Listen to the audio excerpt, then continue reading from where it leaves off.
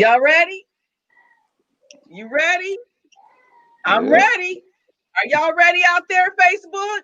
We want y'all to talk to us. Welcome, welcome, welcome to Think Outside the Red Box. We are here every Monday at 7:30 p.m. We are here to teach you, inspire, motivate, encourage, push, and pull you into your purpose. All right. So we're always here to have conversations on Mondays about those everyday things that is on our mind that we just need to talk about. We need to get some understanding and we need to get some healing. And so that's why we're here on Mondays to have some of those conversations. All right. And so tonight is part two of Take the Cuffs Off. So I want to introduce to you all, always, my fearless, infamous co-host, Woohoo! Dion Coates. Hey, yes, I'm in the house. She's in I'm the in the house. She's in the house. house. All right. Now we got our special guest back for the second time. And so one of our three fan favorites, always welcome here in this red box is Larry Scott. Welcome, Larry. All Yoo-hoo! right. Yay! Thank you for having Wow. me. It's a So pleasure to be glad to with you. have you. You're always Welcome, welcome. welcome. Anytime. So before we get started, want to make a few announcements. All right, just a few quick announcements, and then we're gonna get right into the conversation. So y'all come on in, join the conversation, leave your comments down in the chat. Talk to us what you think. What's your feedback? What's your thoughts? What's your questions? We're here. We're here to talk. Let's do this, y'all. All right. So before we get started, the announcements I want to make. Next Monday is kind of sort of not called Take the Cuffs Off, but it is going to be part three featuring Larry's better half, Anitra Scott. And I'm so happy that she has been willing to come and talk to us. So we're going to have her next week as we talk about and extend this conversation after we kind of talk about a few more things about expectations and relationships, but move on to talking about how to create an atmosphere and a culture and cultivate that relationship so that you're creating a safe environment for someone to be vulnerable and begin to break down those walls to better the relationship. So that's what we're going to get into next Monday. So make sure you tune in as we have as we feature Anitra Scott on that. And then also on November 21st, we have our main Facebook Live that we have every third Saturday of the month, which keeps in with our Breaking Mental Chains series. And we're actually, for this one, going to be talking about grief and loss. With the holidays coming up, COVID that's happened, a lot of people are mourning and they have lost loved ones. And it really gets tough around the holidays, especially when you know that matriarch of the family is gone. And so we want to be able to have a candid conversation and be able to start doing some healing. And we'll actually have a therapist on that session who's going to help us with grief and loss. So make sure you tune into that on November 21st. All right. So we're going to go ahead and get started. Don't forget, wave to us, say hi, let us know you're there, drop your comments, ask your questions. Now, take the cuffs off. I'm going to do a little intro, and then I'm going to ask Deanna if she has the intro that she wants to give. But just as a recap of the last time we did this a couple weeks ago, we were talking about false expectations in a relationship and how we have these expectations that we have created from a lot of different places, whether it was our upbringing, things that we saw on TV, things that we saw on social media that we are admire and think that's the way a relationship is supposed to be. We think that's how the roles in relationships are supposed to be. And we come into these relationships with expectations as to how the other person should perform. Okay. And we want to hold them to a standard that may not be realistic for the relationship, and it may not be realistic for that person. And so we were kind of, that's where the whole take the cuffs offs come from, because we want to hold people to these expectations that may not be realistic. And part of that conversation was having these expectations um, that are unrealistic and not being willing to let go of them, right? And depending on that person to perform a certain way in order for us to be happy, when in reality, that's not what we should be looking for to make us happy. And because we won't are unwilling to let go of those expectations, we sometimes may miss out on what we need. All right. So that's kind of, no, we talked about a whole lot more than that, but that's my little summary of the gist of what how the conversation started. Dion, anything you want to add before we kind of really get into this? Um, Not really. Just kind of really want to get into it and just take off with it and see where it goes. Just want to encourage everybody to be open to this process because it's a touchy feely type of thing. So let's just get to it. All right. So I'm gonna give a disclaimer. I'm gonna give a disclaimer. I want everybody out there to know that Larry said some things. And even though he said some things, I had to go back and watch part one to refresh my memory. And there's a lot of things that he said that I do agree with. Okay. But Good there are evening, some Anitra. questions. Yes, hi Anitra, but there are some things that we have some questions about. And we may or may not agree, but I want everybody out there to know that I love me some Larry. All right. No matter Yes, what, we love us some Larry, and he's always gonna be welcome back here and think that's outside the red right. with his opinions, with his inspirations, with his wisdom, Yeah, with his knowledge. He's a good guy, all right? And we can always agree absolutely. to disagree, although I think y'all might find that as we go along, I did agree with a lot of the stuff he said when I went back to listen, all right? So, Dion, do you want to start or you want me to start? Well, all right. Well, Be gentle. Be gentle. yeah, always, always, always, always. I know, Larry, you wanted to come on and you wanted to defend your position and what have you. And as well, just had a few questions because I think I told you it sounded a lot robotic to me and that I had to sit in some of it because some of it I agree with and some of it I didn't agree with. So, if we could just kind of get into that. You talked a little bit about love. Well, you talked a lot about love, and then you talked a little bit about soulmates, and then you talked about love being an emotion, which I agreed it is an emotion, but you have a different spin on what love is and what it meant to you and how it progresses.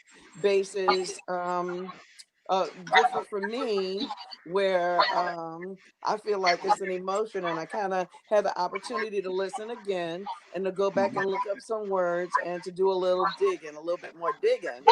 So I want to give you the opportunity to either go ahead on and defend whatever your position is or clear up some things. Let's Well, say Dion, clear up how does some he know what things. to defend? Let's say clear Well, up a few things.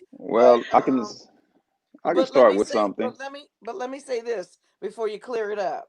You talked Hmm. about love being A um, choice, a choice, and you talked right? about picking someone to help further you in your Right. Marriage in is a business vision, decision. or yeah, exactly. Hmm. I heard you, and it does make sense. But also, you talked about it basically being a decision, and you kind of moved away from the emotional part of it. And everything that I Hmm. read in the Webster and in a few other dictionaries, even when I went to the Christian dictionary, they Yeah. talked about love being an emotion and love being a Hmm. feeling. And when we think about the cross, because you did bring up the cross was an Hmm. emotion. Jesus went to the cross because he loved us.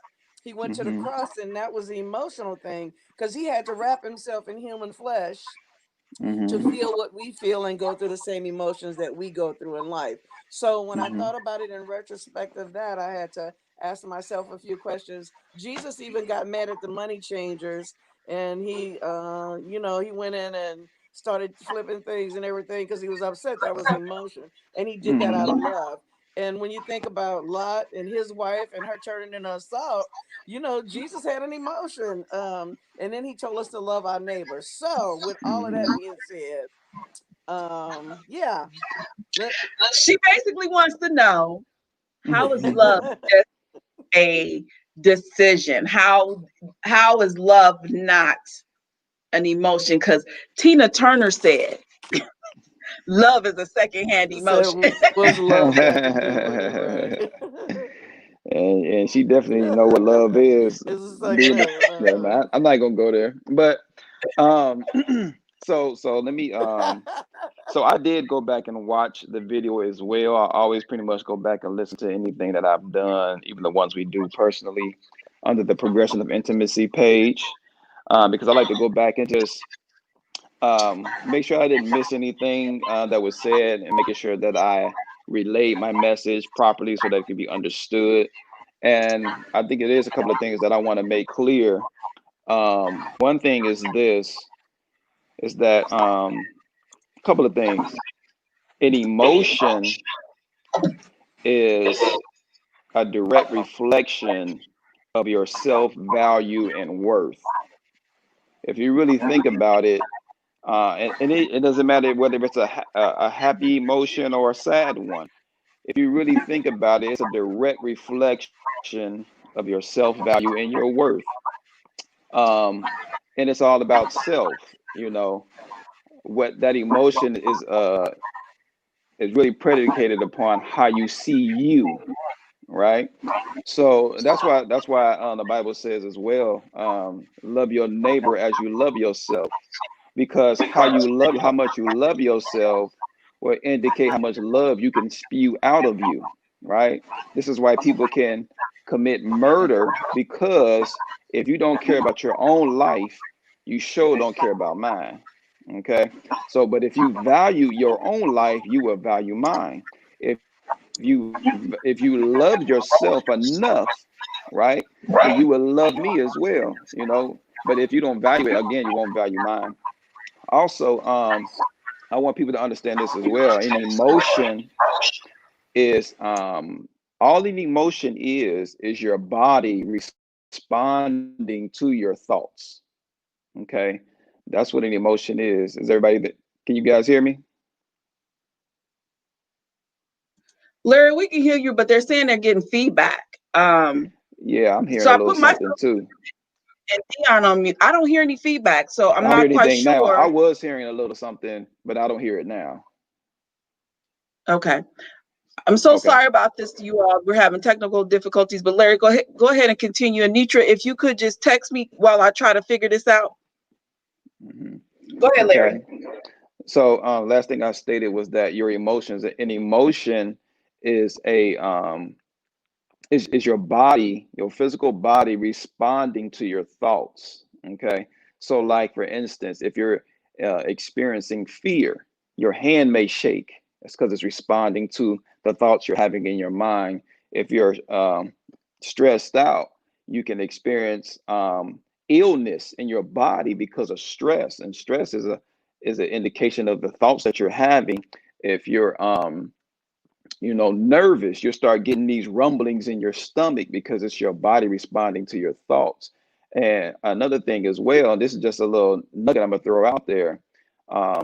I'm really, really big on the kingdom of heaven, and without going really deep into it, the Bible describes heaven or the kingdom of heaven as being a place of peace, joy, and righteousness. But let's concentrate on the peace and joy. So, if heaven consists of peace and joy, where do you experience heaven or peace and joy? In the mind. That's where you're looking to have peace, in your mind. That's where you're looking to have peace in your mind. Even when the Bible speaks of out of the mouth, the heart speaks. Well, it's really referring to the mind. Your heart does not experience emotion. That's all in the mind. If you go back and look at the term that was used for heart and look at the Hebrew or Greek word for there, it's referring to the mind. So even in reference to the kingdom of heaven, Jesus said, repent, for the kingdom of heaven is at hand. What is that? Change your way of thinking. It's all about the mind. Be not conformed of this world, but be ye transformed by the renewing of the mind. So a lot of what we're experiencing is a direct correlation of our thinking. Okay, that's why I say love is a choice. Um, and if we relying on love to be an emotion, we're just relying on it to make us feel, and our bodies and our being to respond to something. And if it's based on something or a response from someone or what someone says to us, then it can directly affect how we are feeling inside about ourselves. And as long as you like that, then you're allowing someone else's behavior and actions to dictate your even being. Okay. That's why you want to make sure there's a choice, and first love yourself. Okay. Choose to love yourself, have identity, know who you are, so that when someone else says something to you or does something to you, you don't directly um, correlate that with your own personal value and self-worth. I know I said a lot there.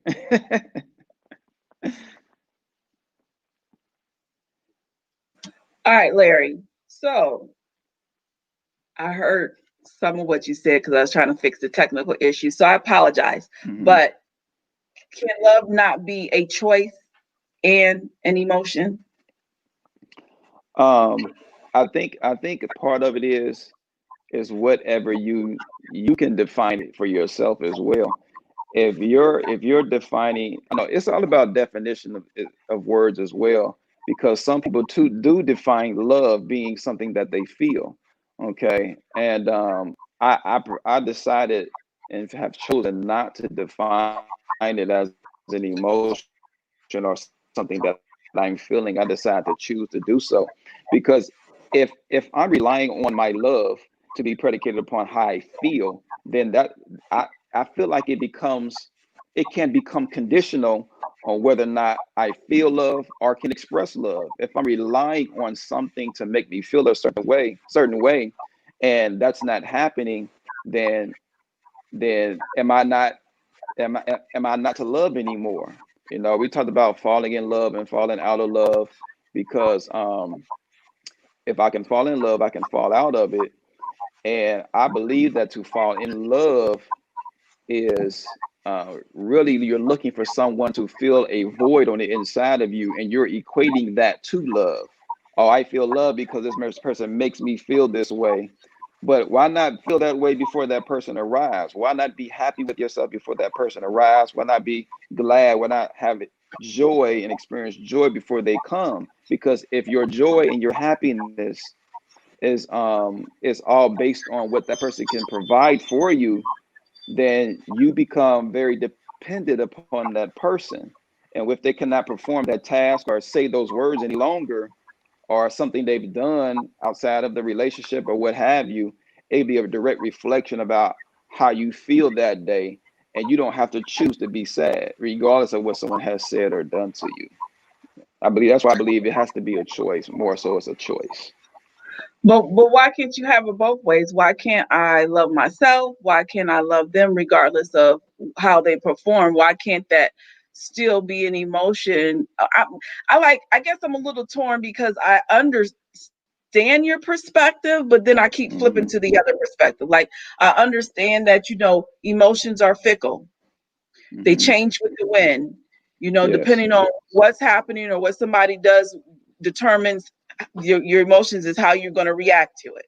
Right. And if Hmm. love is emotion, then that love is based upon what you said, somebody Right. doing something for you. And if they don't perform, then and you don't get that feeling, then it's not love. But I Right. guess I'm just saying, can't you still have it both ways though? why So why you can't tell it still me. be a choice? Why can't it still be a choice that I'm choosing to love you? Even if you don't perform for me, even if you don't do some things that may arouse something, I still can Mhm. still choose to love you regardless, right? So, okay, then let's talk about feeling loved by the person. See, even that is a direct correlation about self-value and worth, because maybe my wife may be able to expound on this further and you get it from a woman's perspective. But I told my wife, um, I don't need anything outside of what she already has performed for me or displayed to me in order for me to be feeling loved by her. See, what I did was I changed my thought process to not saying that love must look like this in order for me to feel value to her. You know what I mean? Or feel worthy to her, because of my inadequacies. And I'm gonna be real with you. And I'm not sure if I touched on this a couple weeks ago or not. But one of the things that I dealt with growing up was needing to be affirmed. I needed support, and I called it support. I was looking for affirmation. I was looking for support. I was looking for someone to be my cheerleader. Okay, and I just knew I was going to get that when I got married, because it wasn't often where my father came to my basketball games to cheer me on, or my mother. Um, everybody would tell me I was great in basketball, but I didn't hear it from my father. So I was looking for those reassuring, confirming words growing up, never receiving it. But then I was able to get with women. So I had messed with a lot of women because the women gave me this identity of saying like, oh, I must be attractive, or I must have some swag, or maybe I do dress well, maybe I do smell well. You know what I mean? Because if I was able to have sex with a woman or be able to be with a woman, it made me feel assured, or I have that reassurance of myself. But that was that inadequacy within me, that I needed that involvement in order for me to feel good about me. Okay. So when I got married, I cut that supply of women off, of course, and courted my wife, and I married her. And now that responsibility became her responsibility. So if I came up with a idea for a business, if I had aspirations to do something, I was looking for her to fill those voids that those women did, even though it was a false thing that was happening. It gave me some. It was temporal. What those women did for me was very temporal, because once I got it and then they walked away, then I'm looking for another woman to fulfill it all over again. It's this unquenchable thirst that I had on the inside of me. So when I got married, I'm looking for my wife to do that, and I'm looking for support. I'm saying, I need you to support me. And but everything she did was support. It was just my idea of what support was supposed to look like to make me feel like she was not giving me the support that I needed. So I didn't feel loved or cared for or supported. But her support was she always made sure I was fed. She always did my laundry. She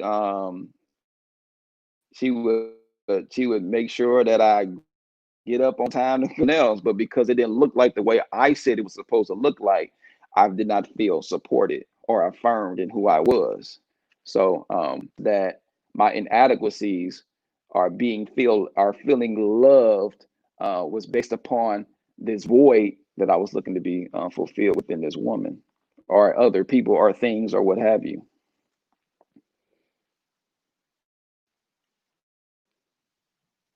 All right. I'm so sorry, Larry. I keep having to put myself on mute because we keep Yeah, you're getting fine. feedback and I can't pinpoint if it's me, Dion, or you. Yeah. So I just have to keep putting this on mute and trying to figure this out. So I do apologize to you, and I do Hmm. apologize to everyone out there listening. I'm going to continue to try to correct this. But Larry, I Hmm. want to go back a little bit because I Okay. wrote some notes down because I went back and listened. And I just want to share maybe a different perspective on Hmm. falling in love. All right. Hmm. Because when I got to thinking about falling in love, and your explanation, you would prefer to walk into love. And I was thinking about, when you was talking about falling in and out of love, and I got to thinking to myself, well, what happens when you're falling? When I think of falling, I think of not having control of where you're going to land, being Mm-hmm. vulnerable and letting go. When we are Mm-hmm. falling, sometimes we're trying to grab onto things, right?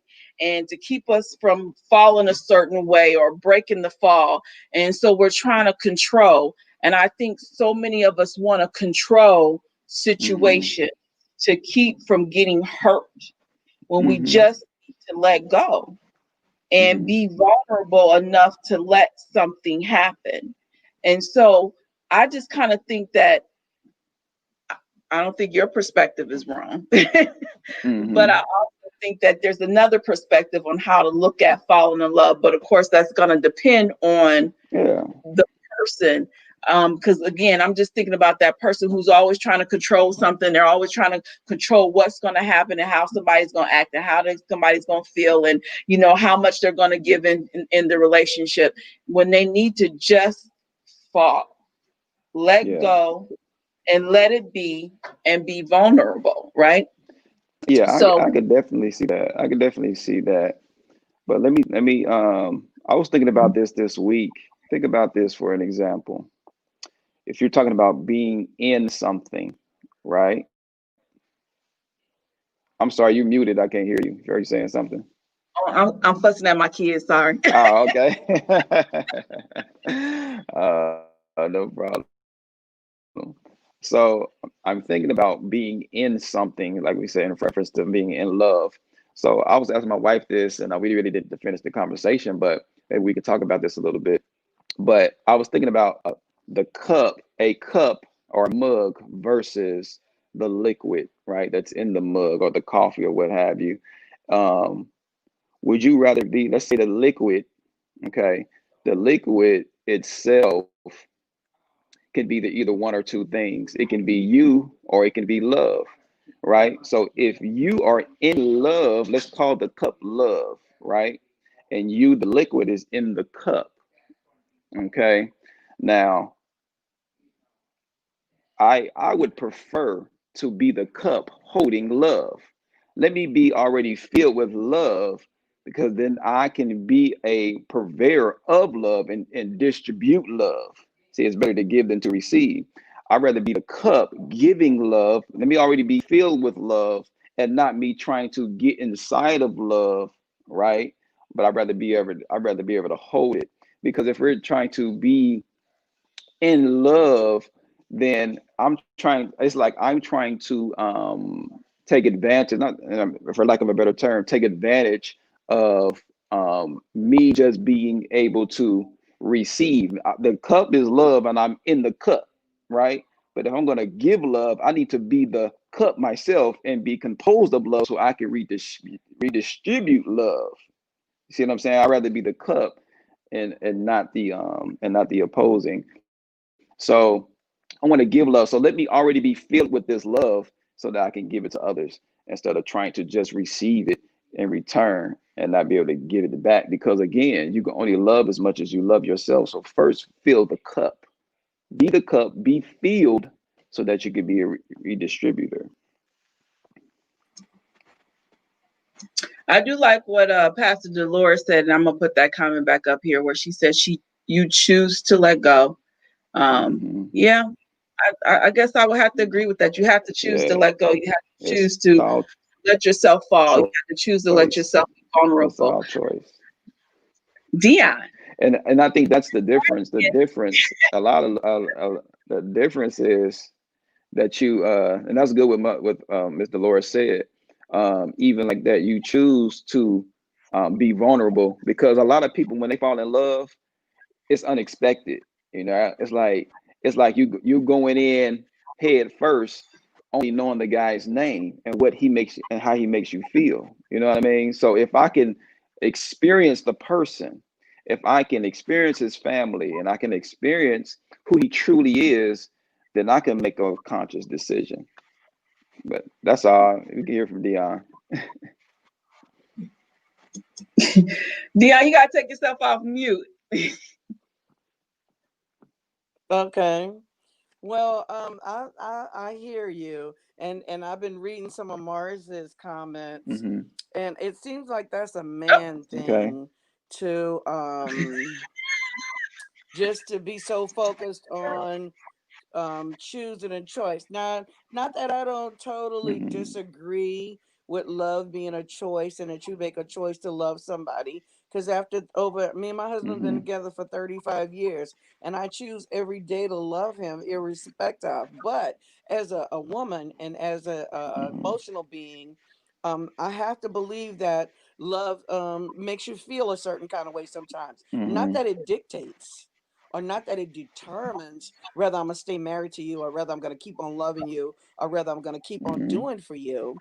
But it still is an emotion that that me as a woman is captivated by. I'm gonna just speak for Mm-hmm. Dion because I certainly understand what you're saying, but we're talking about so many different types of love because you talked about other women fulfilling needs in your life. What's Mm-hmm. called a eros love, where it's erotic and it's passionate, and it's certain things that you needed to validate who you were. And then when it came down to Mm-hmm. Anitra, then you wanted to define it a little bit more into a choice where you choose to love her. Maybe not the word in love because you don't like to Mm-hmm. use that word or to fall, but I think it's very much an emotion that we experience on a daily basis because that's all we know how to do. That's all we've been taught to do. So you're asking us to rethink that emotion and those feelings because those feelings do feel good when somebody that you love shows up and they do something great for you. If they bring you flowers, or if they cook, or if they clean the clothes, or Mm-hmm. if they mop, or if they go out and buy you gifts or whatever, you feel that love. And just like Mm-hmm. you having a need, for some women that's a need to know that your spouse will show up with a gift. One of probably the best things for me is, like I said, I'm in a soap business, and my husband came home with this big old cabinet, metal cabinet thing that he got from his job. That was an affirmation of Mm-hmm. love for me. It was one of a big thing that he Mm-hmm. done that I was really happy about. Like, he does my website. He's on my website. He and I working out the website. How to, how Mm-hmm. it's when it's gonna go and how we're gonna do the website. So all of those speak volumes, and it's an emotion that I Mm-hmm. don't mind feeling because it lets me Yeah. know that he's in the game and that he's concerned about some things. And I'm sure Mm-hmm. on a daily basis he chooses to love me because I'm a challenge sometimes. Yeah. Okay. And I'm sure some of us can be. And it doesn't deter or determine whether I'm going to keep on loving you because we made a decision uh, for good, for bad, for richer and poor, for in sickness and health. Whether you can perform sexually or not, whether we can communicate today or not, whether I'm mad or not. We decided that we're going to stay together no matter what. That was the choice. Mm-hmm. um, I decided a long time ago because of what I saw in him that I was going to help push him forward in his purpose and the things that he wanted to do. That I was going to avail myself and make myself available so that he could do all the things that he wanted to do. He could shine as big as he wanted to shine. I was going to allow him to do that. And I see the tide is changing where he's allowing me to shine, and it's okay. So and my emotions is happy about that. I'm Mm-hmm. excited Yeah. that things are changing. As a matter of fact, that make me fall even more in love with him. The Absolutely. fact that he want to give himself so much. So Mm-hmm. um I'm just kind of stuck, Larry. So I I think I'm sorry. I think we just want to, I don't know, words. I think sometimes words is, we play on words and then they mean something different in my household than they do in yours, evidently. Yeah. And I think that thank you for that. I think that what we I'm sorry. Hold on, Larry. sure. Hold on, Larry. Hold on, Larry. I'm so sorry. So I do want to just share a couple of comments, and then I'll let you speak, and y'all can kind of respond, and then we'll go to the next segment. So Mm-hmm. Anitra wrote, I think of love being a choice just like this. God loves each and every one of us. He chose to love. It's not a feeling that he felt to love us. It was an unconditional, sacrificial, selfless choice to love us. So much so that he laid his life down for us. It was based on a feeling which is normally conditional. Do you think that he would I love us based on the condition we were in at that time. No, despite all the naysayers, all of those who were after him, he still chose to love us, right? So no matter what we were doing, no matter what we did, even when we were murmuring, complaining in the wilderness, he still chose to love us. And then Pastor Dolores also says, when you are dating, you see things you don't like, and you choose to look beyond those things and love. So, comments or response. Well, one thing that I wanted to make mention of is that when I say that love is a choice and it's not an emotion, I, from a grand scheme of things, I don't want it to seem as though what I'm saying is be emotionless. Emotional is like I don't want you to. I'm not saying don't have no emotion. Okay, uh, but I think there's a difference between having emotions and being emotional. Okay, I think that we can experience anger, we can experience happiness and gladness and sadness and all these different things, but I do not want to act out of my emotions because my emotions could be misleading. Excuse me.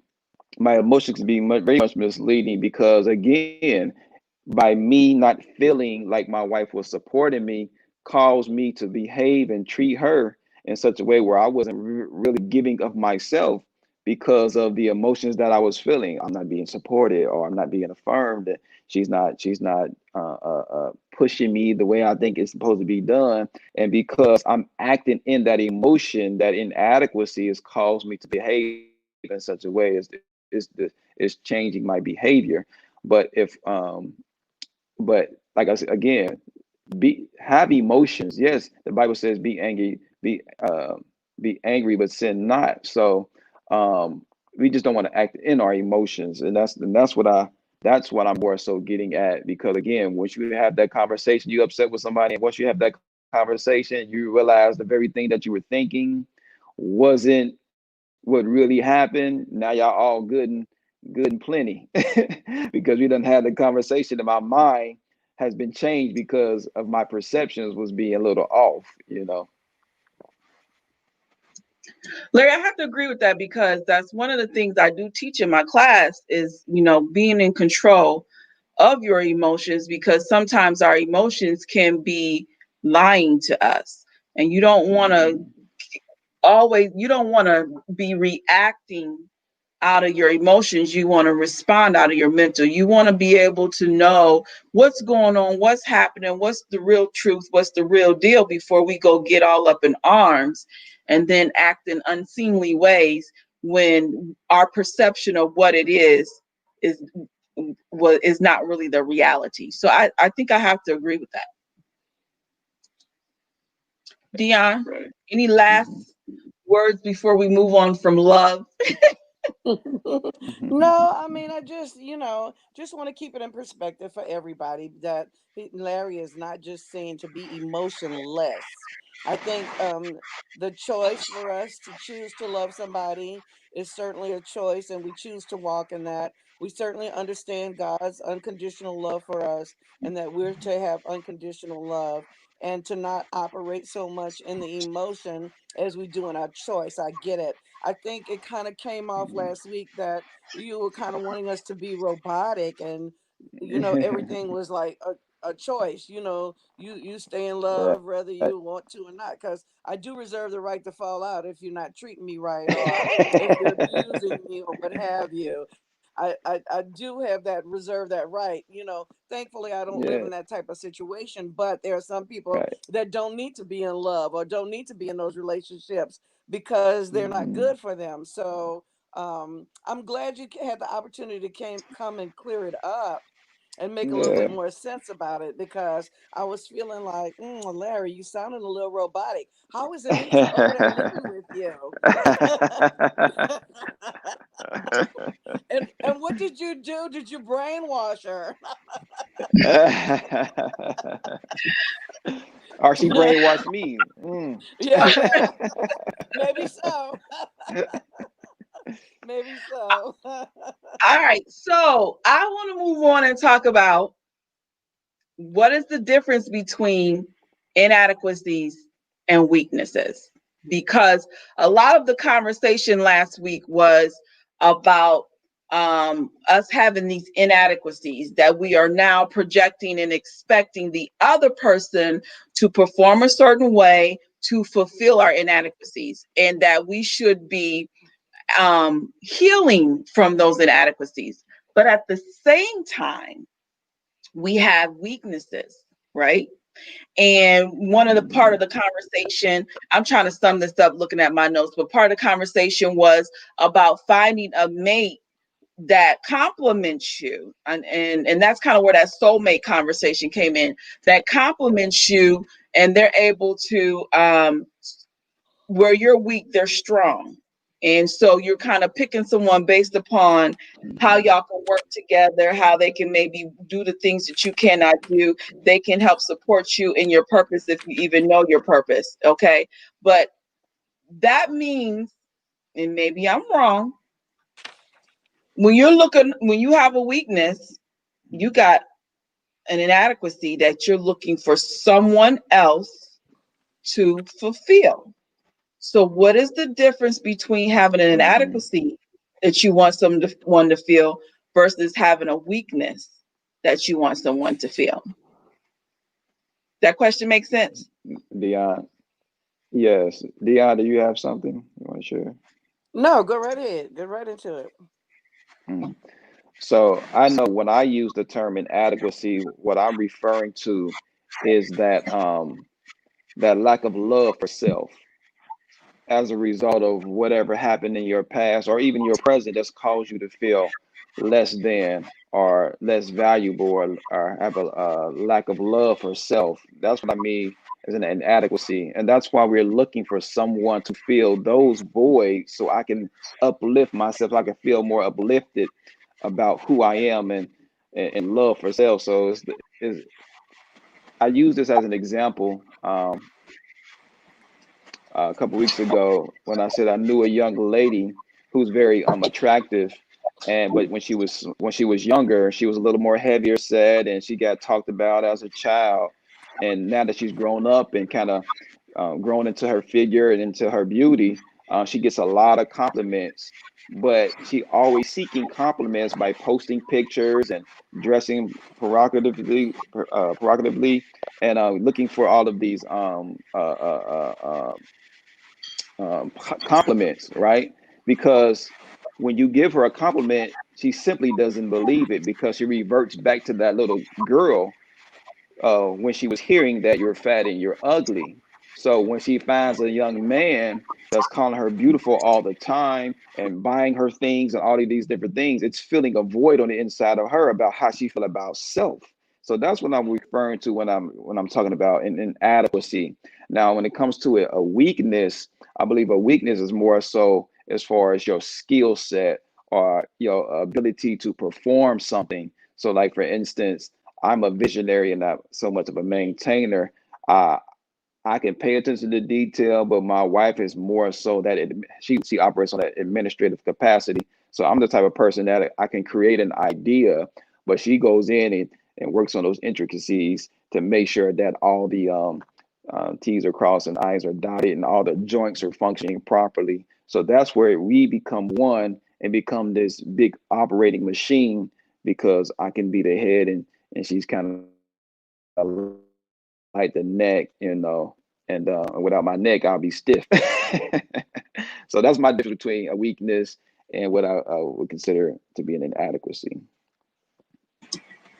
Thank you. I have to agree. I I mean, I asked the question, but I just wanted to know what you think. I wanted to know if we was right. on the same page. And it's because when I kind of looked at it, I'm like, well, inadequacies is got to dealing with the feelings again, those emotions versus weaknesses is the technical, it's the skills. Um, Mhm. so go ahead, Dion. No, I was gonna say, I see you got your shirt on the boss. I guess that's befitting of Well, you actually, being the head and Anitra I being the neck to make sure that work. no, actually, her shirt says the real boss. She just not sitting next beside me with her shirt Oh, on. she That's the all. real boss. You just the boss. Okay, all right. Well, she made. Let me just. She made the shirt. That's all I'll say. She wanted to make sure that you was just a little boss and she the big boss, right? Right. That's right. All right. But Angelina, then you talked about soulmates and you talked about love, and sometimes I think we see those as being simultaneously the same thing, and they're really not. Larry, Yeah. I think a lot what you're talking about is on a soulmate order, because when I look up at soulmates, soulmates are people that help push you to through to your purpose, and they help guide you along, and they help you fulfill some of the things and the shortcomings where you are. So they kind of um, they kind of put up where you leave off a little bit. They kind of help propel Hmm. you to that next level when you talk about soulmates. And you said something very interesting last week, that you can have one or more than one soulmate, which I agree with, because if Hmm. soulmates adhere to those things and they do propel your Hmm. purpose and they do have the same commonality, then I Hmm. can appreciate that being in a soulmate where you make a decision for what type of person that you choose so that they can Yeah. help push you along. So I just Yeah. wanted to make sure that we kind of understood soulmate versus love and not think that they're one and the same. However, they Hmm. can complement each other. Yeah. And we can So, confuse, like you said, we can definitely confuse them. And when we're looking for a soulmate, we're looking for someone to fill our inadequacies. When we're looking for to being in love, people are so desperate to experience being in love. What you're really looking for is someone to fill those inadequacies based on the definition that I explained just a little bit ago. right. Because a lot of times Hmm. women want men, they want them to be apostles, they want them to be pastors, they want them to be tall, dark, and handsome, smell good, know how to hang a suit, Hmm. make a lot of money, have a house, or the whole nine. When in Hmm. actuality, you're not Yeah. bringing to the plate what you're expecting. You're expecting God to give you Hmm. everything, and you're not willing to be. You don't even read your Bible, so you're not. You know what I'm saying? You want an apostle, but he can't even trust you to read your Bible so that you can help. Him fulfill his the call Hmm. on his life, because you don't even know nothing about God. So I think a lot of times too, Right. we misinterpret some things and we want things that we don't know how to ascribe to. So I see sometimes people Yeah. for soulmates They because like they're the ideal inadequate, of it. because they need somebody to help them make them look good. Yeah, Yeah. they like the ideal of it all. They like the idea. A lot of women, and this is not strictly against women, but men do it in other areas as well. But I just something that I thought of is people, women like the idea of a wedding. You know what I mean? They want everything to be perfect and all of that. They like the ideal of having this man that has all of these assets and attributes that they're bringing to the table. They like the idea of having children, but once they get the children, they may even mistreat the children. Like it's just all of this is all the thought, the mind, the inadequacy within the person, thinking that once I achieve this goal, or once I acquire this item, or once I reach this height in life, then I would have made it. And that's what I want people to understand, that you don't have to achieve, acquire, accomplish anything to be fulfilled within yourself. You can have it today. That's why the Bible says that the kingdom of heaven is now. The kingdom of heaven is within you. Stop looking to the sky for heaven, because it's on the inside of you. If you keep looking for a car, if you're looking for a career, if you're looking for wealth and fame, all of those things will not fulfill you. If you're looking for a relationship or marriage or children, those things will not give you what you're missing on the inside of you. What you have to do is go right back to you and find the thing that you're looking for. Let me just share this too. I'm sorry. Um, People are so displeased with themselves. They're so displeased with themselves. And that's where that lack of love is. Friends said, or all these different things made you question who you was, made you question your appearance, made you question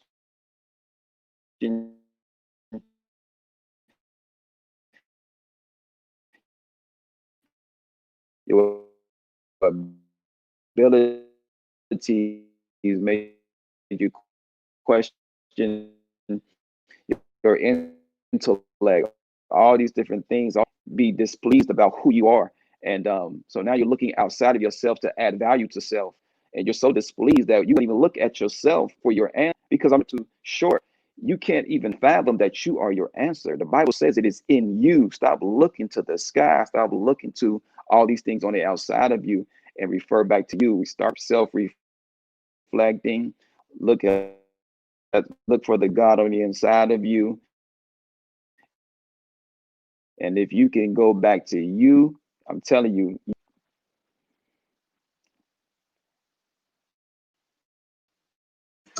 I'm I'm sorry, sorry, you Larry, guys. we're losing you. I think you guys frozen. We're losing you, and Oh, they're okay. getting some feedback from you. Oh man, I was talking good too. Is it still free? Yeah, you were. We lost a lot of what you said. Oh man, I'm gonna have to type Can it you up and put it say in the some of the? comments. Let us know out there if you're still getting feedback. Yeah, y'all did freeze up. I think I was talking good and they didn't want y'all to hear that. Most of what you said, though, we got to, heal. We've got to, Yeah. really start finding what we need down on the inside of us. Yeah. So, I was basically what I was saying, stop looking for your answer outside of yourself. The Bible says the kingdom of heaven is within you. God is in you. Heaven is within you. And because we're so displeased with ourselves, we don't start looking here. We look out there for our answer. We look for it in a job, or career, or family, or children, wealth, fame, fortune, and thinking that those things are going to suffice and give us that fulfillment that we're missing on the inside, when the Bible directs you right back to you. It's in you. So you're so displeased with yourself that you won't look here on the inside, because to you, you can't be your answer because you're too short, you're too heavy, or you're too tall, you're too skinny, or you're too dark or too light. All these things, all these influences you've been hearing from other people and how people respond to you and act to you has caused you to feel so displeased with yourself that you won't look to yourself for your answer when the Bible directs you right back to you. Okay, so stop looking outside of yourself or looking to the sky for having that peace, that joy that you've been looking for and searching for. That's basically what I was saying. yeah. And yeah, Pastor Doris, that's true. I think we've said that in the last one, part one, and where you said most people don't know that they even need healing. They don't. And we're Yeah. gonna have to have a whole nother conversation about that, Larry. How Hmm. do people even begin to look within to find themselves so that they can be pleased and love themselves before they, even get to going in a relationship? But I'm gonna move this forward just a little bit because I have planned an hour because we can't talk for just 30 minutes with you. Okay. Yeah. I wanna move on to something else that was said last time. And so I wrote this down. So I'm just gonna read it, all right? Because I'm gonna summarize what you said, and then I have a question. So you Hmm. said that anytime something someone else does sparks a negative emotion within you, that is an indication you need healing from that thing. And I agree with Hmm. that. He or she Hmm. didn't do something the way you wanted. Your response is, I feel you don't care when they didn't do whatever. The other person Hmm. becomes defensive because they Yeah. think they have done things to show they care. But because Hmm. they didn't do this one thing you were expecting, they are looked at as if they do not care. So you got one person saying, hey, I want you to do this way. And when they didn't Hmm. do it, well, you don't care about me. And the other person Right. gets offended because Right. and now they're on the defense because they feeling like, how you gonna say I don't care about you? All these things I've done for you. I've done Hmm. X, Y, and Z and A, B, and C, and because I didn't do this one thing, you wanna act like I'm not a caring person. So I'm just kind of setting the Right. scenario. Yeah. And so that feeling of inadequacy is uh, their problem, meaning the person who got upset that you didn't do Hmm. what I was expecting you to do the way I was expecting you to do it. And because it wasn't Hmm. presented to them in that particular way, they didn't feel cared for. All right. Yeah. I get that. I Hmm. agree with that. Inadequacy, we need some healing. I'm not going to Yeah. even dispute that. However, on the flip side, this is what I wrote down. On the flip side, is it not the other person's issue that they got defensive? Why are they so defensive? If you know that in your way and in your mind, you've been showing Hmm. that you care by the things, the other things that you've been doing, then why are you Hmm. getting so defensive when this person brings this one thing to you? They didn't run down a list and Yeah. say, It's you a didn't do this, you didn't do that. They're just expressing how they felt and why they felt that way. Why get defensive? Doesn't that person now have something they need to be healed from as well? that's absolutely correct. Yeah. Because again, the other person on the flip side is having that negative emotional response to what's being said when they know that they've done everything that equates to carrying the other person that they know to do. It goes right back to self-reflection. If I'm doing all these things and you tell me I don't care, now I'm looking at um, you questioning my motives and you questioning who I am when I'm giving you all that I am, so it makes me feel like, well, I must be less than. Are you trying to tell me that I'm less than because I'm not performing? See, especially to a man, you trying to tell me I'm not performing well? Like, I may be a man that cooks and cleans, and I go to work, and I let you be this stay at home mom. Like, I'm doing all these different things, and because I didn't bring flowers today, something that I don't normally do, you want me to go outside of myself to appeal to your needs, has caused me to feel like I'm less of a man because of what you stated to me. So it can go both sides. It's an inadequacy on both ends of the spectrum. Okay, next question. All right, so I'm reading again. I had to write this stuff down, y'all, so I don't forget. So you stated the person is wanting them to come.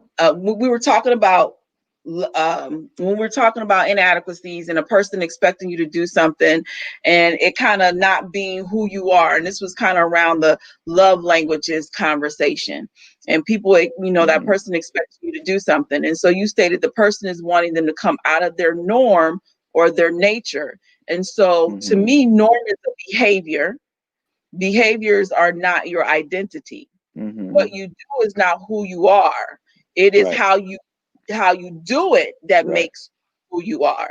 It is the nature of you. So if you ask someone to do something that is out of their norm, but they are very capable of doing that, then what's wrong with that? What's wrong with me or anybody, not just me, but what's wrong with someone asking their Well, again, spouse, their significant other, their partner, whatever it may be, to do something that you want them to do, or you kind of, again, going back to your love languages, or you had an expectation and you decided that I'm gonna communicate that expectation, and this is what I would like for you to do for me. But that's not who you are. That's not your normal behavior. What's wrong with you, a hmm person asking you to do something different? I mean, it has nothing to do with your identity.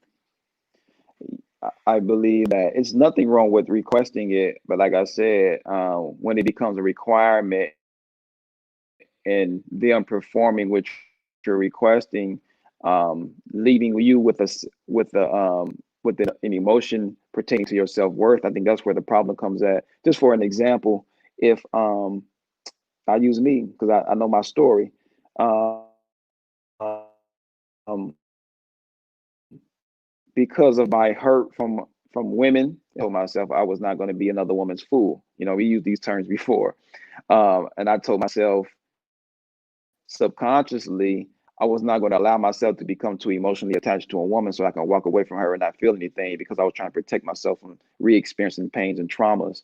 So subconsciously, it was very difficult for me to even form my lips to compliment my wife, right? That should be like a very easy task.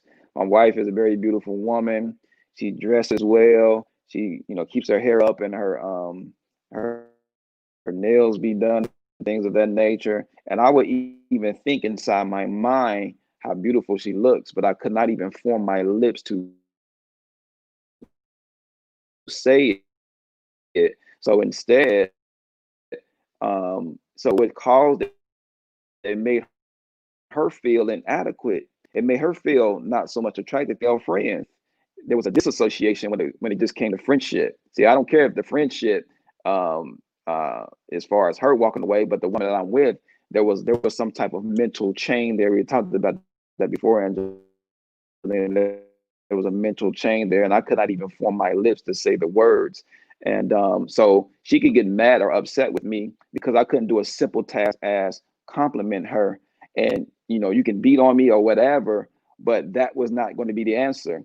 Just me giving you a compliment was not going to be the thing that's going to cause me to be able to do it consistently. We're going to have to address the root of the problem. And that's what the problem is. We're trying to get others to die to us. I want you to do this simple test. I want you to die to me, die to you. I know this is your normal behavior, but I need you to come on my side and see things my way, see things from my perspective, do these simple tasks that I can easily perform. My daddy did it. Why can't you do it? We're trying to get them to die to us instead of creating an atmosphere, a loving environment, an unconditional love, so that the person can choose to die to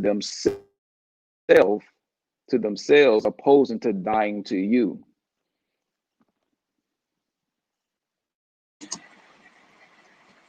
Oh, I hope I no, I heard you. I got you. I okay, got you. We're good. still having some issues, but that's okay. We're gonna keep this thing rolling. Hopefully, they can still hear us. Y'all out there, if you're still getting the feedback, please do let me know. We're gonna keep on trying to fix this thing. Dion, was you about to say something? I was just gonna say thank you for clearing that up, that dying to Yeah, somebody else, because I was wondering exactly what you meant about that, and that makes perfectly yeah. good sense because we can't meet everybody's level of expectations because Hmm. one person can't fulfill all our needs that's within us because I have things that in relationship with other women and other friends that fulfill certain needs that my husband will never be able to fill. And Yeah. if I'm looking for him to fill my every emotional You'll get whelm, then disappointed. he's going to be in trouble because there's no way that he can do all of that because he's not even built that way.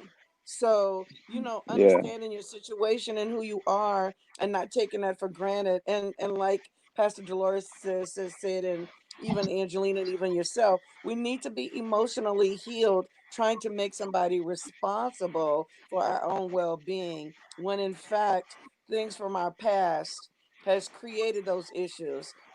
The mother-father relationship, the brother-sister relationship, if we've been molested or whatever, so many things come into place and create who we are, and then we don't realize that once we start building walls, that we want everybody, in your words, to die to what we need because that's what I need for survival, more or less. When in Hmm. fact, we need to dig in Right.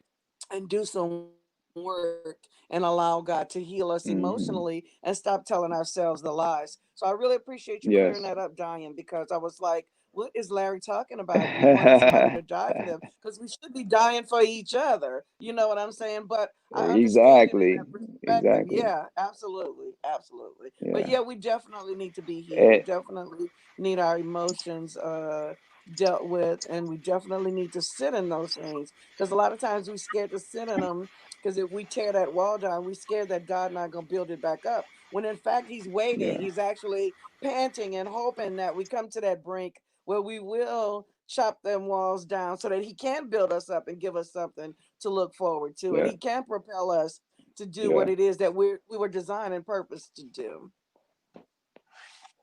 Yeah. I All right.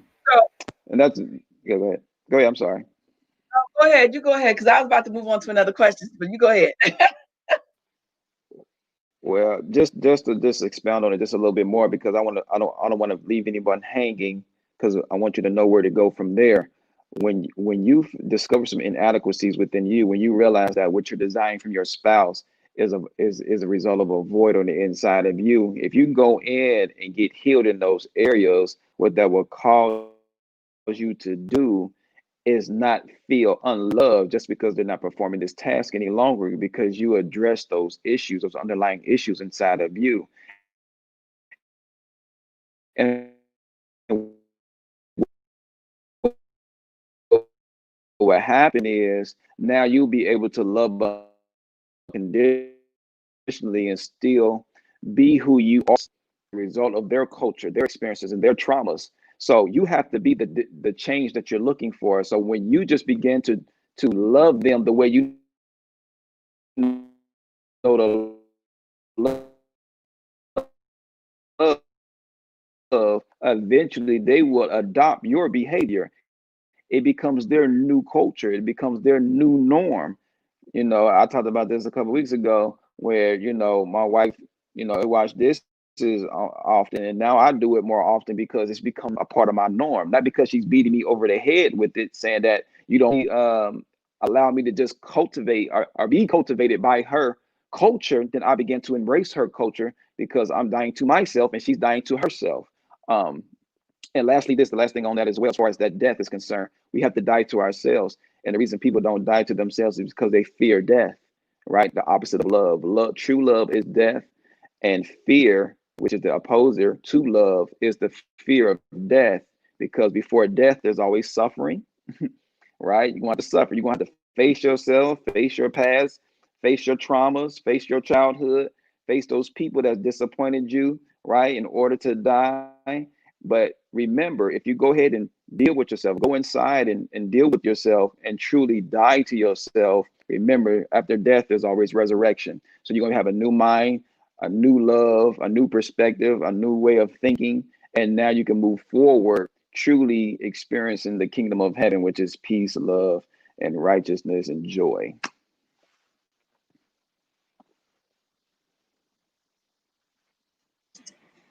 All right, next.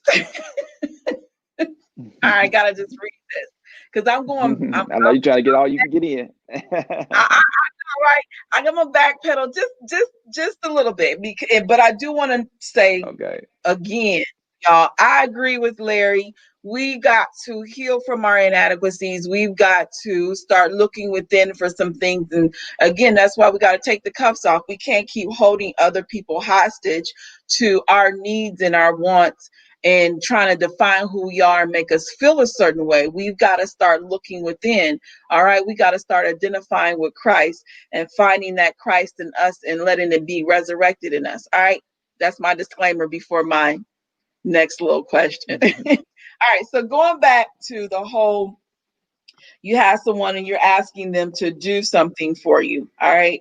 And so you may not necessarily be looking for them to do something because you do know who you are. And maybe if they didn't do it, you're still going to love them anyway. Let's just put this in a perfect world scenario. All right. Hmm. And so you ask this person, maybe you're a wife and you like getting flowers. You know, yellow flowers helps brighten your day. And she asks Hmm. him to buy her flowers every once in a while. And when he never does it, she gets upset and she doesn't feel considered. And so why is that a problem, right? For Hmm. him to just go out of his norm and buy her some flowers. There's compromise in a relationship, and we talked about compromise, and I want to talk a little bit about compromise. But you had said something um that said, I don't know if we lost Larry, that person gets drained trying to make you feel wanted, needed, and desired, Hmm. right? And this is kind of where Yeah. that robotic thing Dion kept talking about is kind of like where I kind of start feeling her on that. Because this is where Hmm. feeling starts to be taken out of the equation, because we're human and humans have emotions. Hmm. God had emotions. We're images of God. God wants to be praised. God wants to be loved. God wants to be adored. Why wouldn't we want to feel that way. And so who doesn't want to be desired and appreciated? But that doesn't mean that because I want to be desired and I want to be appreciated doesn't mean that I don't know who I am. And it doesn't always mean that I'm not going to love that person, but who out of the kindness of their heart, because that is who they are, gives and gives and gives, but the people receiving can't ever acknowledge them, say thank you, or reciprocate it. At some point, it just becomes usury, right? No person should drain another person, making them overly responsible for their feelings. But in a relationship, is it not fair to let someone off the hook of not doing so their partner thinks you love them or makes them feel appreciated? Because to me, that just gives that lazy man or woman a pass that they don't have to change what they do to make the relationship work. I mean, what's compromise? It's a Well, relationship. I We can't Hmm. we can't take that relational part out of this thing because this is teamwork. This is partnership. We've gotta work together. And again, we're human.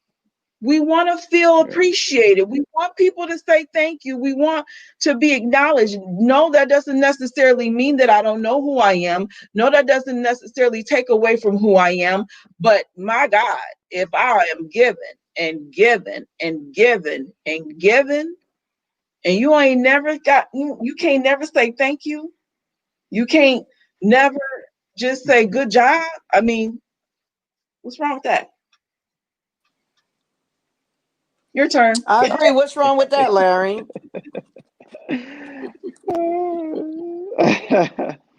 I don't think there's nothing wrong with. Again, I don't think there's anything wrong with desiring it. Um, why have these expectations? This is. I think if we look at it, we got to change our thinking. I think if a woman desires flowers, I told my wife when before we got married, I said, if you want some flowers, you better plant a garden, because I ain't the type of person that's gonna bring home flowers. But that's just me being forward, and I want you to know exactly what you're getting into when you decide to be with me. But that don't mean I would never buy you flowers. It's just when I do buy you one, it's just icing on the cake to what I already provide or whatever I bring to the table. But one thing that really a flower guy, I really don't know much about flowers, but I see these red roses. She always buying herself red roses, right? And one time, because that has been cultural, it's become cultural for me. Like every time we have dinner, those red roses are sitting on that table. But this weekend, for whatever reason, she didn't get a chance to do it. I may go outside of myself to get those because now it has become my normal. I'm so used to seeing them sitting there on that table that I go out there and get it because it's become part of my culture and my normal, right? Instead of you trying to pull it out of me, because what happens, that's why it's so important for us to die to ourselves, because if you're trying to pull something out of me, that's what we talked about just a little bit ago. I become defensive because I feel like you're trying to kill me. You're trying to break me down to appeal to your needs and your wants. So I have two options. I'm gonna fight back or I'm gonna run away. But there is a third option, and I can die to myself. But you have to create an environment and cultivate a situation to where I can choose to die. I have to choose to die. That's why the Bible says, Jesus said, nobody takes my life. Nobody takes my life. I lay it down. So give them the opportunity to lay it down. But the So, only way they're Larry, gonna be so able to how lay long it you down think is is if you show unconditional love and not have all these required expectations from them.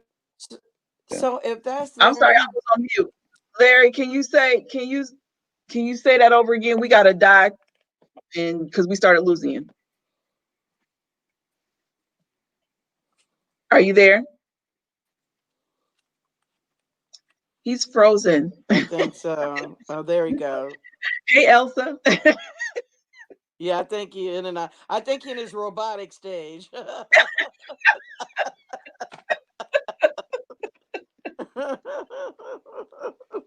Hmm. There you go. There you go. Okay. Can you say that over again? You was talking about dying to yourself and say it again. I'm sorry. We lost. So did y'all, we lost me. I'm sorry, y'all. I'm in a rural area, so internet is not that great here. But I was saying that when we what was the last thing you You talked about dying to yourself, or what your And wife. You you were talked talking about about your dying to wife. yourself and creating that environment. You lost you again, honey. Yeah. hmm So let me say this, Yeah, so Angelina. Oh, there you I'm go. back. Can you hear me? No. Go ahead, Dion. Say what you're gonna say. I was gonna say we have love languages, and sometimes love languages mean. Sometimes I want you to show up with some flowers. I don't think nothing is wrong with that. You showing up, that if that's part of my love language. I think sometimes too we get so busy trying to figure out what's dying and what's not that we forget just commonality. If it's things that you like and I show up with those things, like for instance, I know Angelina like Reese's cups. So for her birthday, I show up with a bag of Reese's cups. So hmm that might not be the only gift she get, but Reese's cups is going to be part of that gift because that's something that she loves. So therefore, I consider her, and I'm considerate enough to know that if I bring her Reese's cups, that's going to make her feel happy. Now, maybe that's just a little emotion that I want to draw at her, but as a friendship and as we relate one to another, because she's my friend, I recognize a need in some of the things in her life that she likes. So therefore, I don't mind giving those things to her because she's my friend. Same thing with my husband. I don't mind if it's something that he likes or he appreciates. I don't mind showing up with it sometimes because I understand if that's part of his love language and it makes him feel good, then I can do that. What is wrong? That I don't think that has anything to do with um you having to die or me wanting you to die for a cause. Maybe it's just my love language. And how come we can't just arrive at the point of I recognize that that's my wife or my husband's love language. So I do that for them, knowing that because this is something that they like, I can do it. I can go out of myself and do it. Why is it me wanting you to die because I want you to do that for me every now and then? Come on. Am I okay? Can you guys hear me? I can. We can. Go ahead. Okay, I heard everything you said, Dion. Yeah, I think there's nothing wrong with wanting your love language reciprocated. I think that again, going back to the love languages, people gotta understand what the love languages are truly for. It's not for me to acknowledge. Can you hear me? You're going in and out again. You said something about love languages. Acknowledge. So the purpose of the love language is to acknowledge one another's love language so that you can um, understand when it's being given unto you, not so that you can reciprocate some each other's love language, so you can identify. The purpose is to identify each other's love language, so you know that you're being loved when they show or give you their personal love language. But it's okay. But it's nothing wrong with desiring your love language to be reciprocated. It's just that don't let me not being able to give you what you're desiring be a direct reflection of your self value and worth. That's the main thing. I don't want you to feel a certain type of way if I can't give you what you're desiring all the time. There's one love language, like complimenting my wife. That was something that I could rarely ever do. And my wife likes to give public display of affection. She'll give me a post and write a long page of how much she loves me and appreciates me, and that's very difficult. That was very difficult for me to do, but I have done it since my healing process has occurred. I compliment her more now and things of that. But it happened when I saw self healing, not when she was trying to, make me feel bad for not being able to give her her to her to give be able to give her love language, you know. So I was going back to, let me finish what I was telling you before. So when I say about dying to yourself allows for me to be able to be okay with loving you the way I love, and not looking for you to reciprocate it at all, or not be feeling adequate if you're not able to do so. You'll even begin to smile, because once you become healed, you'll begin to notice some of the things in your spouse or in your friend or in your loved one. You'll start noticing their inadequacies, because you'll say to yourself, I was just there. I just came from that. You'll start seeing yourself in them, and then you'll have more compassion. You'll have more. You'll be less judgmental. You'll have more mercy, because now you understand where they are, and you won't put them on this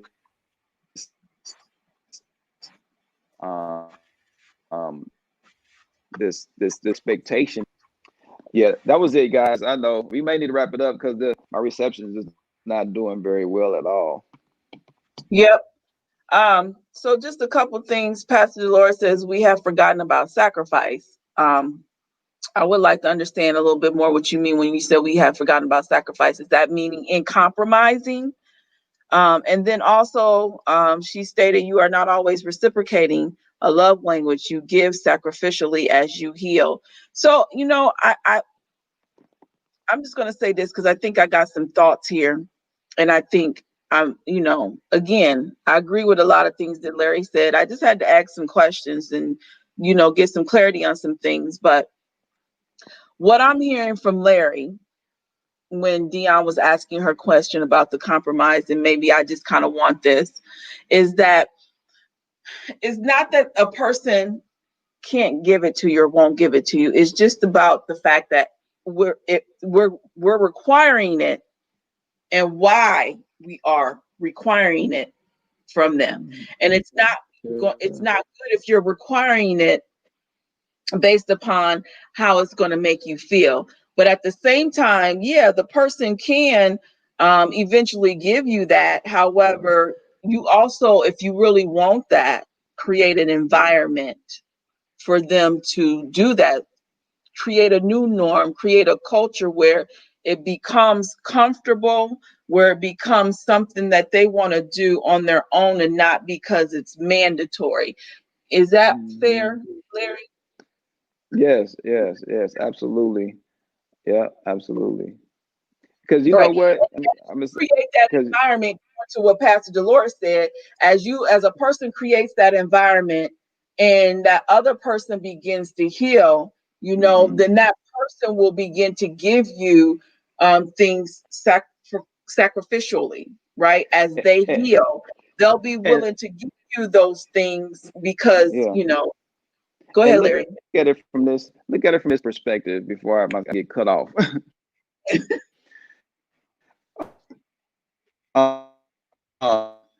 That's You already cutting off.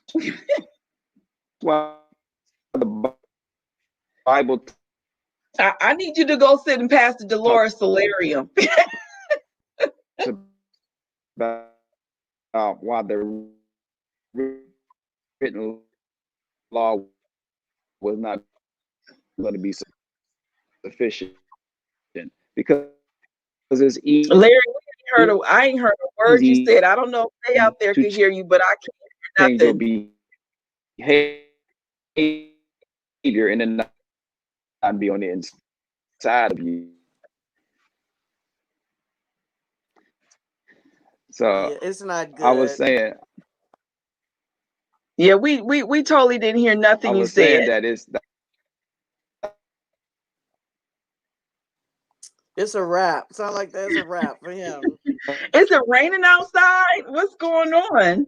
Is the weather bad? why the written law was not sufficient, because you can change your be.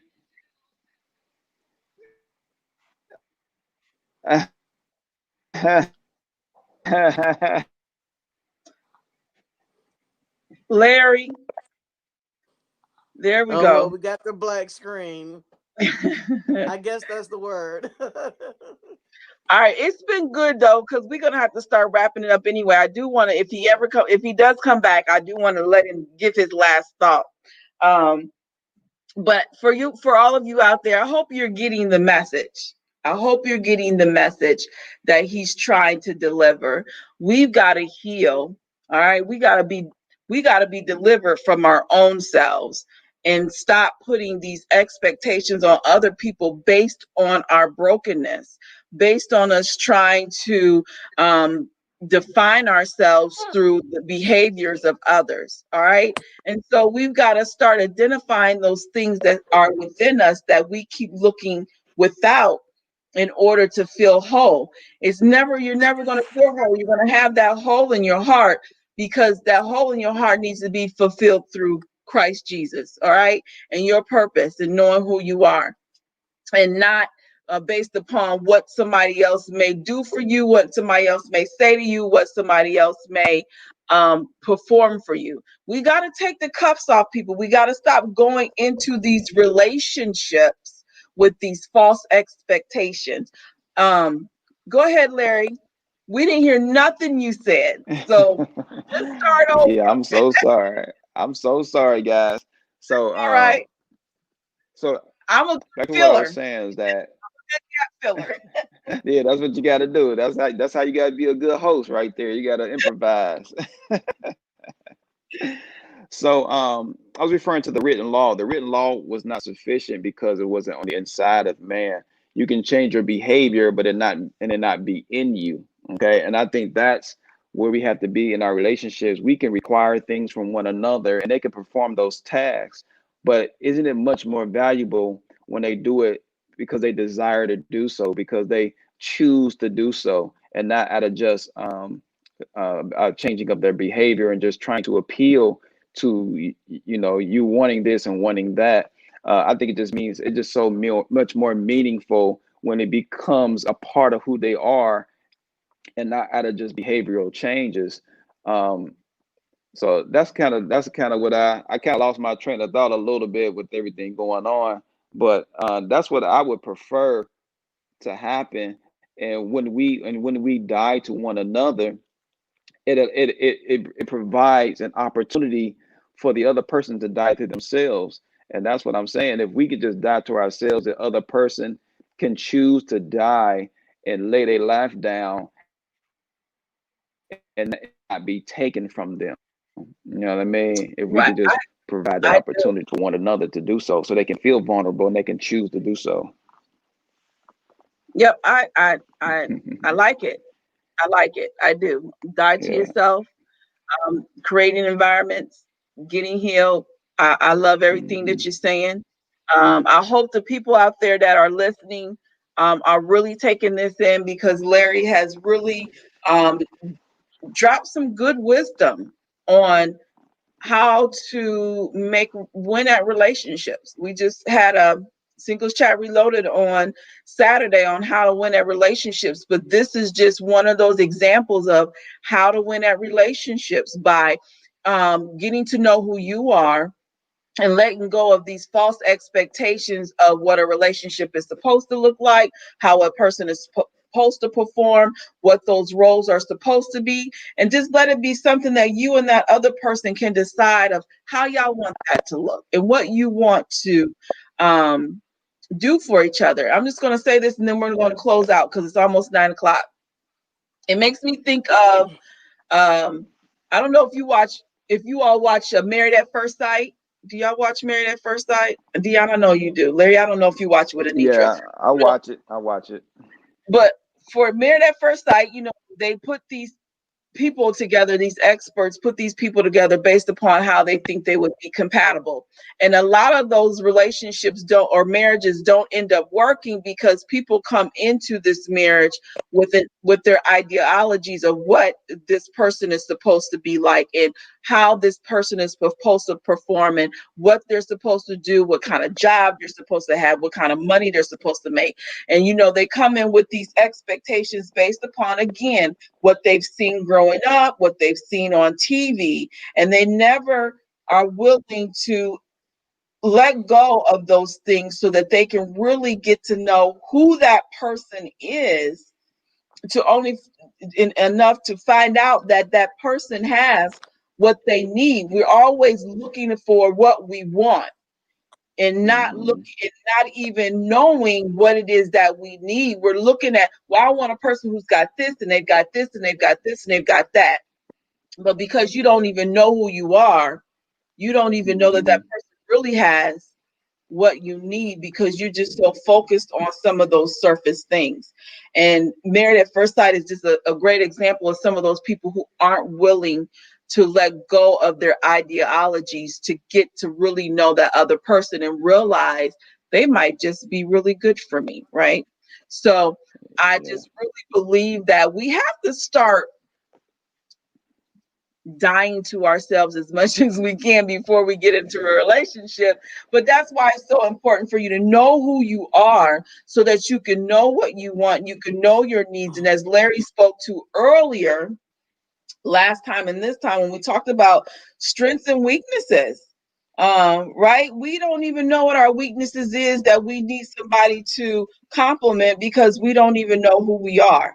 And Mm-hmm. and that even goes for strengths sometimes. And so, I like a person because they got this and this, but we not even looking at how they can help me with my weakness. We're not even looking how they can help me with my purpose.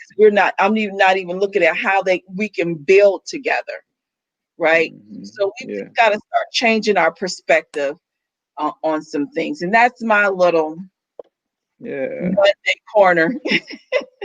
And so we can be clear on what it is to die to yourself. 'Cause we keep saying that, and I'm not sure if people even knows what that really means. And it's kind of what you were saying. We have to die to the ideal of self. That's right. When old things pass away and we become new. See, we've grown up creating this false identity, saying that this is who I am.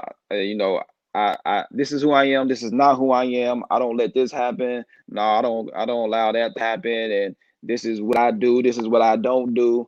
All these things of who you say you are is a result of your past trauma, culture, and experiences that could have been lies. Okay, these lies that you have been telling yourself has caused you to become this person that you are today, and that's what you have to die to, that ideal of you, right? That's the thing that you've been trying to protect. That's the thing that that's been comforting you. It's a false sense of comfort. That's the thing that has been causing you to be able to flee from those pains, and you're afraid to kill it because it means vulnerability. It means that I'm going to be open now, and if I kill it, where would I end up afterwards? See, you're afraid to suffer, you're afraid to die, and you're afraid of what comes after that. And but I can tell you, when you die, when you lose your life, you'll save it. That's the Bible. When you lose your life, you'll save it. And when you lose your life, you'll be resurrected and you'll have a new one, and you can experience the kingdom of heaven. That's my bottom line for everybody out there listening. I'm telling you, those lies that you've been telling yourself about who you think you are as a result of what people have done and said to you. Just remember that you can kill that thing, chop the head off of that, and you can have a new understanding, a new perspective, and you can experience true love, which is truly death. But when there's death, there's life. Just remember that there's life in death. Okay. All right, Dion, you got a bottom line you want to give the people before we sign off? Yeah, I just want to say, listen, you the only person you can change is yourself. Okay. That's right. Sometimes we go into these relationships thinking that I got the stuff and the goodies, and that we see those red flags and we think that we can change that person or heal that person because of the way that we are and what we bring to the table. Not stop it, don't do it, because every individual has to die to themselves. They have to come to their own realization of who they are. My thing is, you teach who you are. And if you don't like Hmm. what you're teaching, you have the power to change it, change it. But first, you have to do it within yourself. So all of Mhm. those that think that you can change people because you got the goods and you got the stuff, stop, hold up. Marriage is so different from that. We can't make that individual do whatever it is that we think we can do. Our stuff is not that good, y'all. They still gonna be who they are and do what they want to do. We have to learn how to be cohesive and work together instead of working disjointedly and working out a deficit. We need to learn how to come together and complement one another. So if you don't like what you're teaching, change who you are. It's okay. Yeah. Do your work. Mhm. All right, Yeah. y'all. This has been good, Larry. As always, thank you so much. All right, you are Yes. always welcome back. Okay, we can Thank Yes, you. we have all enjoyed kind of you. conversations with you. All right, I Come love it. again. This is great. Uh, be healed. I wish about all things that you prosper and be in good health, and even as your soul prospers. All right, make sure you tune in next Monday, as we have Anitra Scott on here, who is going to take this conversation to a different level about how to actually create and cultivate an environment that allows the other person to heal or begin to heal, allow the other person to become a little bit more vulnerable, to start to peel the onion back, right? Kind of peeling those layers back, and begin to heal and come into who they're supposed to be. So we're going to, we don't want to always just kind of leave you all hanging. We want to give you the whole thing. We want to give you all of it and all the instructions. So make sure you tune in next Monday, because this is something that not only women but men, we all need to know what's a better way to respond to your mate who you know is unhealthy, so that you can provide an environment that will allow them to heal. And so that's what we'll get into next Monday. All right, thank you so much for tuning in, and I always appreciate you. Thank you for the participation, and as always, be unbothered. Peace. Good one, Stay in y'all. peace and not in pieces, everybody. Peace. Bye. Thank you. Bye bye.